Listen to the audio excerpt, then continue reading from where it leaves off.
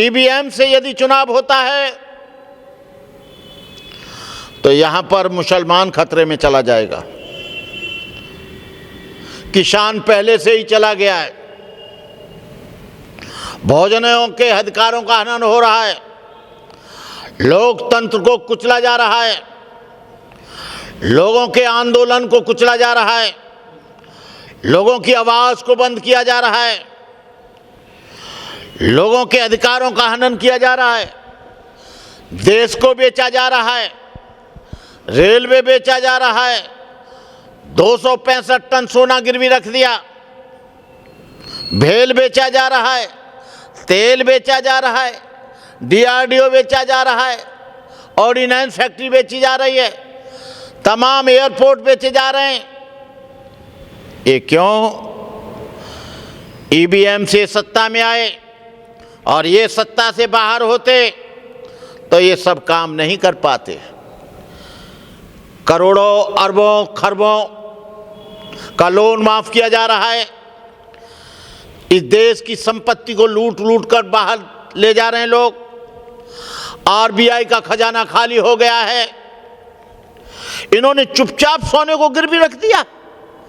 जब किसी आदमी ने आरटीआई डाली, आरटीआई से पता चला कि 265 टन सोना गिरवी रख दिया।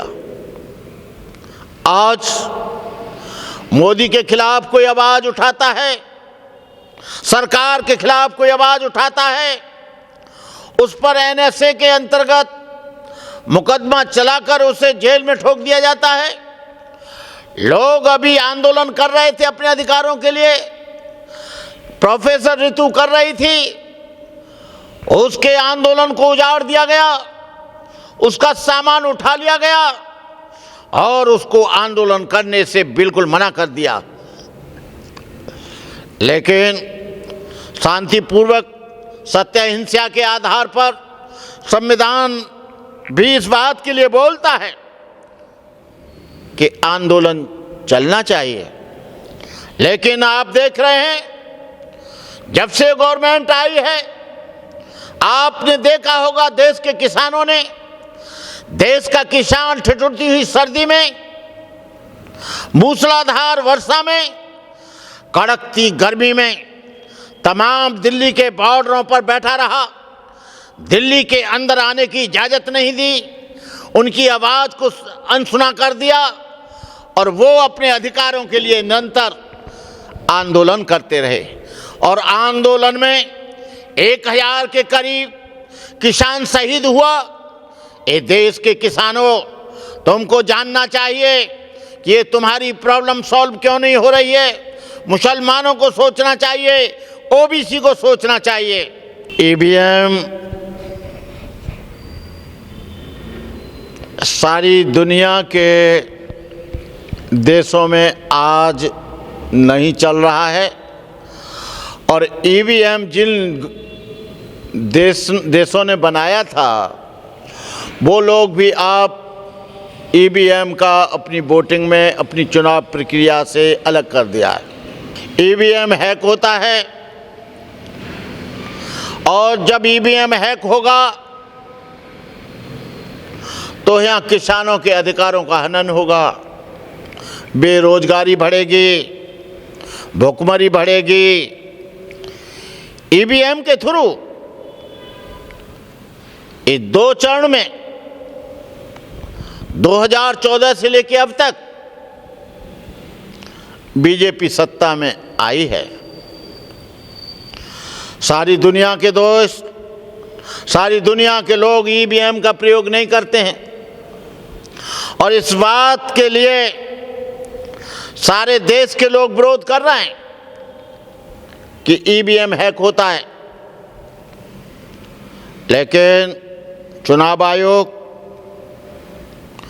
और बीजेपी ये चाहती है कि ईवीएम से ही चुनाव हो। राम मंदिर की 22 तारीख को प्राण प्रतिष्ठा हो रही है। राम की प्राण प्रतिष्ठा 22 को हो रही है। वो तुम्हारी आस्था है, वो तुम्हारी निष्ठा है, कोई बात नहीं है।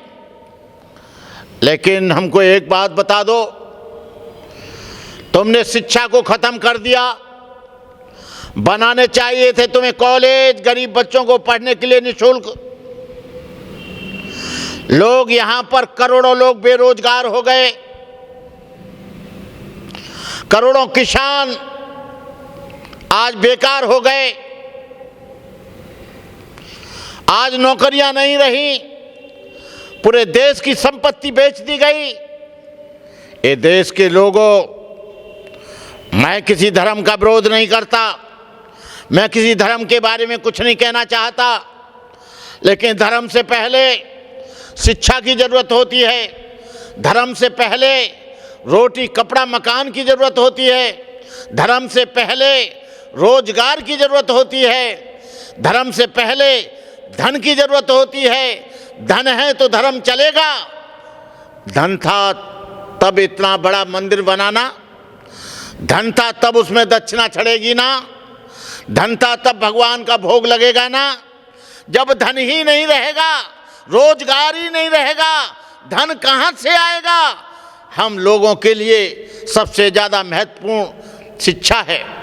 जब इस देश का एक बहुत बड़ा भाग अशिक्षित हो जाएगा, जब इस देश का बहुत बड़ा भाग गरीब हो जाएगा, जब इस देश का बड़ा भाग संपन्न नहीं रहेगा, तो देश देश नहीं रहेगा, पूरा का पूरा मछली बाजार बन जाएगा, पूरा जंगल हो जाएगा, रेगिस्तान बन जाएगा।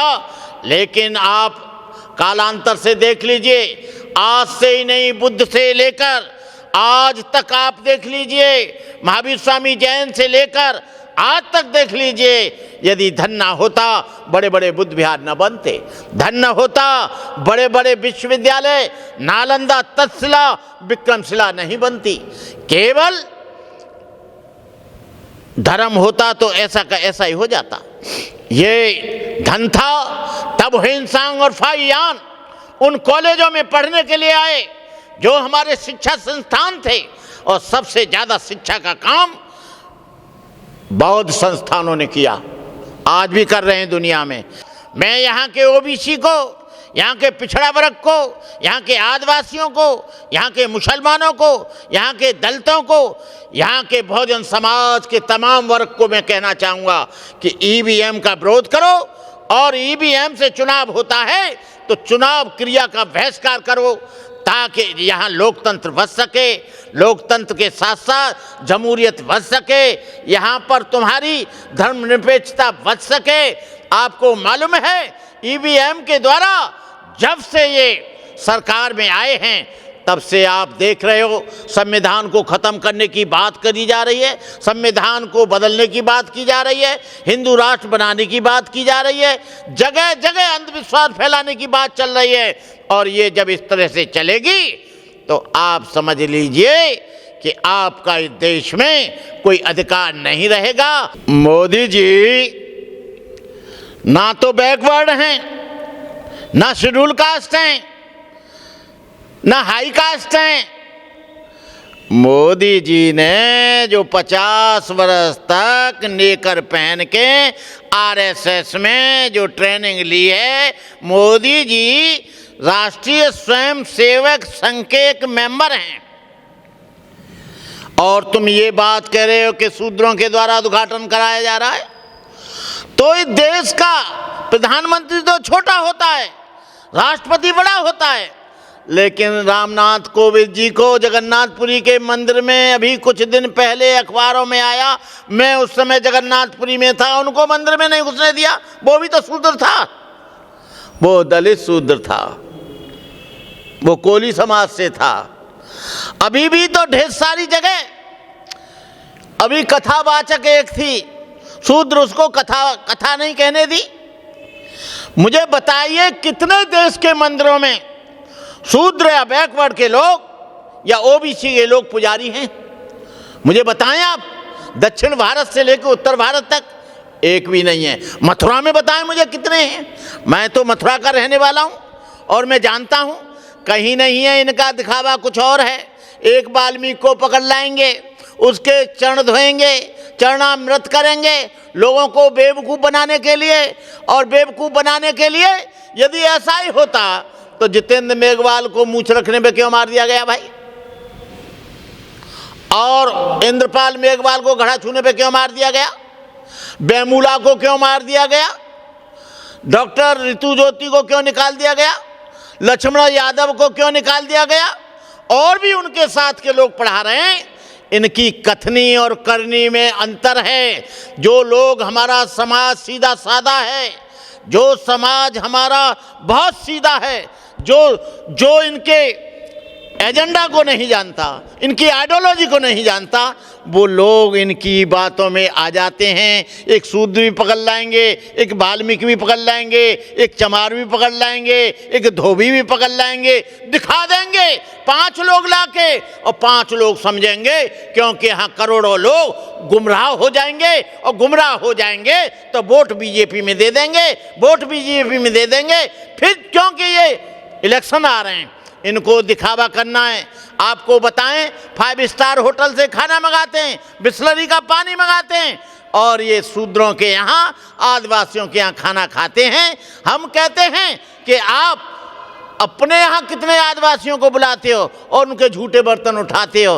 उनके घर अपनी थाली, अपना ही खाना, अपना ही पानी और फोटो लेकर यहाँ का जो गोदी मीडिया है वो गलत तरीके से दिखा देता है, जिससे मनोवैज्ञानिक उन पर फर्क पड़े और लोग जान जाएं कि ये तो बड़े अच्छे आदमी हैं। राहुल जी भी वही काम कर रहे हैं। कभी राहुल जी खाते हैं, कभी मोदी जी खाते हैं, कभी आरएसएस के लोग जाते हैं, कभी कुछ करते हैं। इनका दिखावा, ये सत्ता जब तक नहीं आएगी, ये 2024 का इलेक्शन नहीं होगा, जब तक ये ऐसे ही नाटक करते रहेंगे। मोदी जी अयोध्या में एक दलित महिला घर गए, वहां चाय बनवाई, फिर उसको उपहार दिए मोदी जी ने। वो तो अब प्रेम बढ़ा रहे हैं दलितों से मोदी जी अयोध्या में। अरे प्रेम बढ़ा रहे हो और दलितों का आरक्षण खत्म कर रहे हो। प्रेम बढ़ा रहे हो, दलितों की शिक्षा खत्म कर रहे हो। जो गवर्नमेंट ऑफ इंडिया 0 पे एडमिशन कराती थी उस फीस को, अब खाना खाओ मत खाओ, लेकिन दलितों को रोजगार दो, दलितों को नौकरी दो। जो सरकारी संस्थानों को बेच रहे हो उन्हें बेचना बंद करो। अरे और ये 5 किलो जो अनाज दे रहे हो ना, ये भी बंद करो। उन्हें इस बात के लिए सक्षम बनाओ, रोजगार देकर जब उसके घर में 30-40 हजार रुपये आएंगे तो वो रबड़ी भी खाएगा, दूध भी खाएगा, अच्छा एलसीडी का टीवी भी लगाएगा। 5 किलो अनाज दे दिया, 5 किलो अनाज में सोच रहे हैं इसकी ज़िंदगी कट जाएगी। ये पैंट बुशर्ट पहन लेगा, मोदी जी की तरह 10,000 का सूट पहन लेगा, 5 लाख का सूट पहन लेगा, अच्छा चश्मा लगा लेगा। ये सब दिखावा है। भाइयों, आप इस चक्कर में मत पड़ना कि वो दलित के यहाँ खाना खा गए। आपको मालूम है, ये दलितों, ये बहुजनों, ये बैकवर्ड के लोगों, ओबीसी हो, तुम्हारा आरक्षण खत्म कर दिया गया है, तुम्हारा रोजगार खत्म कर दिया गया है, तुम्हारी शिक्षा खत्म कर दी है। तुम खाना खाओ मत खाओ, लेकिन यहाँ के लोगों को रोजगार दो। खाना खाओ मत खाओ, यहाँ के लोगों को शिक्षा, फ्री शिक्षा दो। खाना खाओ मत खाओ, यहाँ के लोगों को रोजगार देकर उन्हें इतना बलपूर्वक बनाओ ताकि वो आगे बढ़ सकें। तुम तो उनकी बुद्धि को भी छीन रहे हो, उनके ज्ञान को भी छीन रहे हो, उनका धन को भी छीन रहे हो, उनके बल को भी छीन रहे हो। अरे ये 5 किलो आटे से और गरीब के यहाँ खाना खाने से क्या गरीब को का वहाँ पर वो ये क्या बोलते हैं, ये वो बादाम मिल गए क्या, कि काजू मिल गए क्या, पिस्ता मिल गया क्या, घी मिल गया कि तेल मिल गया, कि रोजगार मिल गया, कि मकान मिल गया, एलसीडी का टीवी मिल गया, कि गाड़ी मिल गई, कि घोड़ा मिल गया। अरे ये नाटक करना बंद करो। अब बहुजन समाज और बैकवर्ड समाज जाग गया है। तुम चाहे खाना खाओ चाहे मत खाओ, ऐसे बेवकूफ बनाते आए हो तुम, और ये नाटक करके, दिखावा करके यहाँ के करोड़ों लोगों को बेवकूफ बनाते हो। ये देश के लोगों, तुमको इस बात में कोई खुशी नहीं होनी चाहिए कि प्रधानमंत्री या राष्ट्रपति तुम्हारे यहाँ खाना खा रहा है। खुशी इसमें होनी चाहिए कि तुम्हारे घर में जो 10 बच्चे हैं, 10 को रोजगार दे, तब तो हमको खुशी होगी। रोजगार दे नहीं रहे, पैसा है नहीं, शिक्षा दे नहीं रहे हो, इंजीनियर बन नहीं सकता, डॉक्टर बन नहीं सकता, आईएएस बन नहीं सकता, सारी सत्ता पे काबिज तुम हो जाओ, एक दलित के यहाँ खाना खाओ, पूरे देश को तुम लूट लो। एक दलित के यहाँ खाना खाओ, सोना 265 टन तुम गिरवी रख दो, एक दलित के यहाँ खाना खाओ और पूरे देश की रेलवे को बेच दो, पूरे देश के एयरपोर्ट बेच दो। ये अब नहीं चलेगा।